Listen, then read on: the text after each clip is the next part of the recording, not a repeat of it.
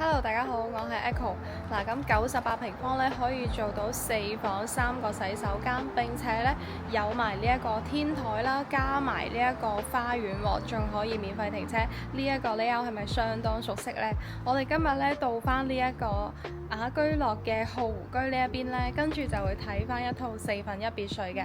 咁咧就係我身後嘅呢一間啦，全新裝修嘅。咁你見到後邊嘅呢一個高層咧，就知道今日呢個單位就係向翻我哋振華路呢一邊㗎啦。咁咧係一個向東北方向嘅4分1。而家目前入邊咧就進行咗全面嘅翻新啦。而家係4房嘅3個洗手間啦，跟住可以拎包入住。咁佢嘅售價咧就係188萬啦。我哋即刻去參觀下。呢度咧係出邊道路嘅情況。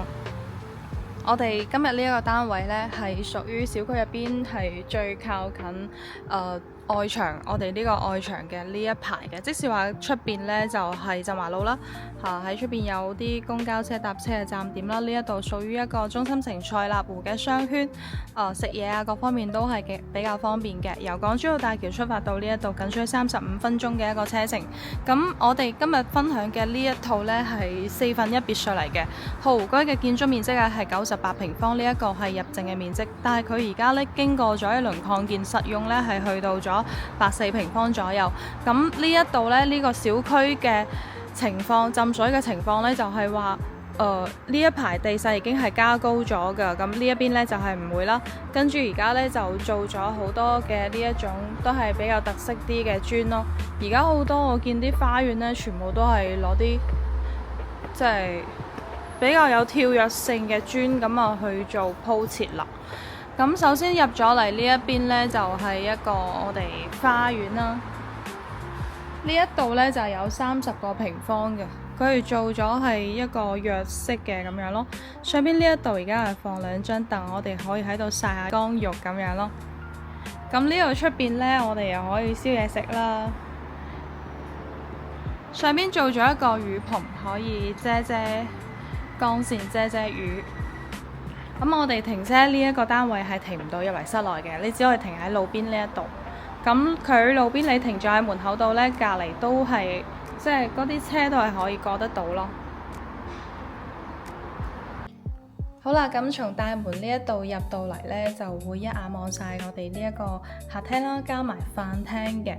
跟住佢呢一個戶型設計呢，首先睇咗戶型先，我哋左手邊呢，就係做咗加建咗一個長者間。咁我要將呢一個門關一下先。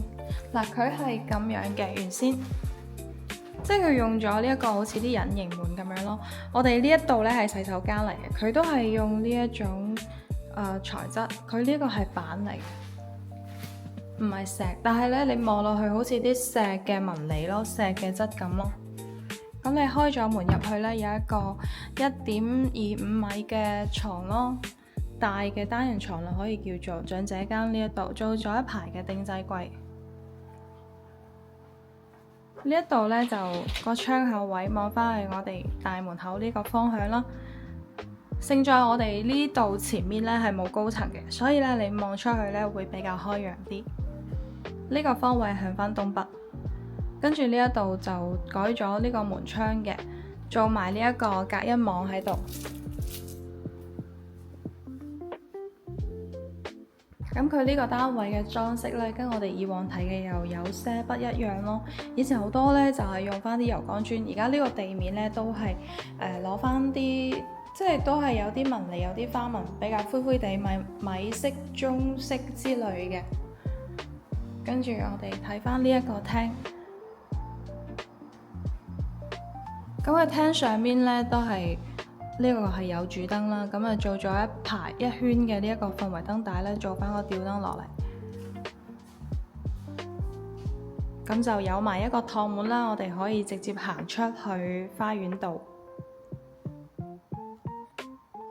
咁喺呢個洗手間嘅門口隔離呢度做咗一排呢個展示櫃，佢呢度都係用咗隱形門，雖然呢個洗手間嘅門呢可能細一啲，但係佢入邊嘅空間呢係相當嘅大嘅，並且呢一度唔係黑廁嚟噶，佢佢呢一個洗手盆咧都做到比較大一啲，有1米嘅。跟住入邊咧仲有一個淋浴間啦，呢一度咧係可以開窗嘅，係可以通風嘅。因為佢咧就係會連接住我哋廚房呢一邊，係做咗一個天井嘅位置，陣間我哋再睇睇。咁啊，樓梯底下間咧係冇做封閉式嘅，封咗佢呢一度咧仲可以做翻啲收納嘅空間。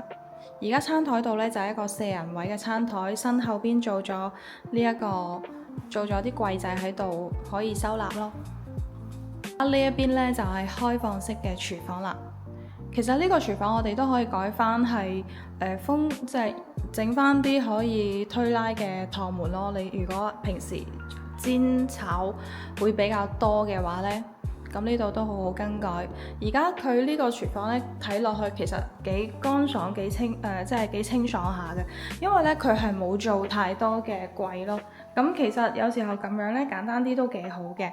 到其時呢，我哋呢度上邊呢，做翻2排呢個層架啦，可以簡單啲放翻啲調味料啦，或者其他啊咁樣，可能會更加係靚一啲。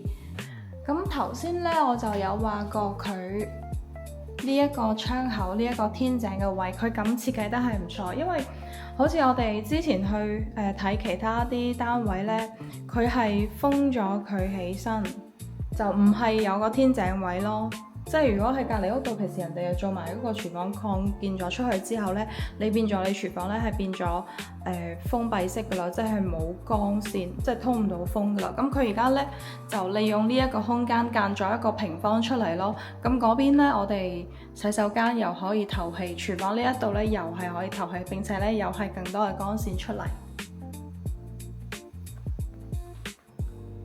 佢2樓呢個燈呢都幾有特色。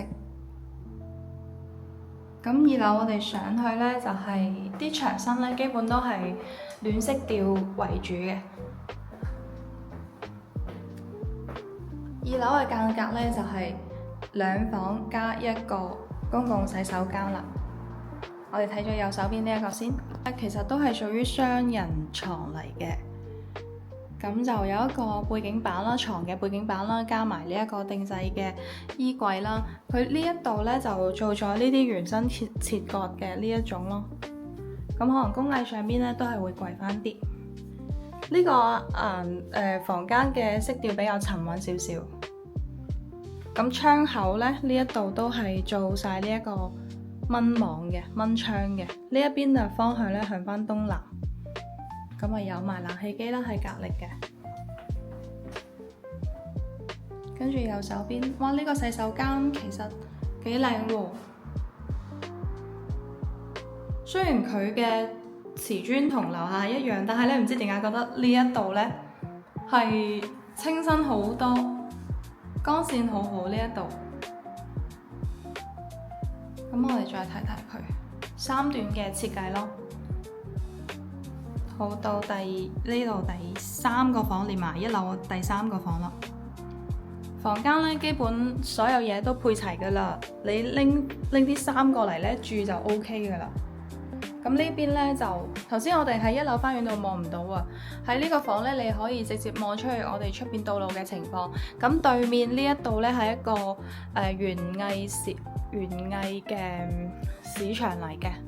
可以買下啲盆栽啦、花花草草啦咁樣。主人房呢一邊呢，佢啲天花吊頂嘅設計呢，其實都唔錯。